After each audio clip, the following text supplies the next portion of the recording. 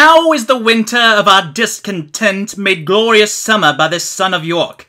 and the clouds that lowered upon our house in the deep bosom of the ocean buried. Now are our brows bound with victorious wreaths, our bruised arms hung up for monuments, our stern alarums changed to merry meetings, our dreadful marches to delightful measures.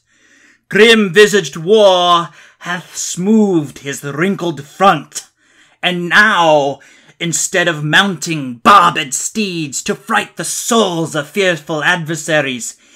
he capers nimbly in a lady's chamber to the lascivious pleasing of a lute.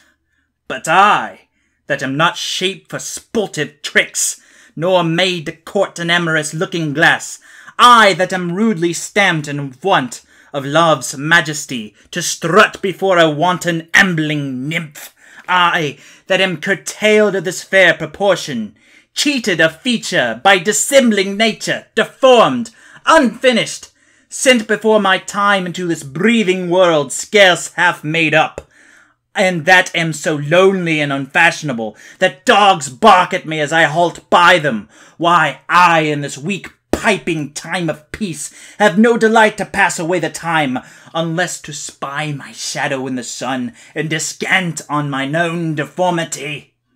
And therefore, since I cannot prove a lover,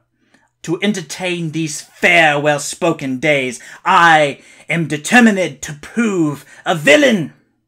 and hate the idle pleasure of these days. Plots have I laid, inductions dangerous by drunken prophecies, libels, and dreams, to set my brother Clarence and the king in deadly hate the one against the other.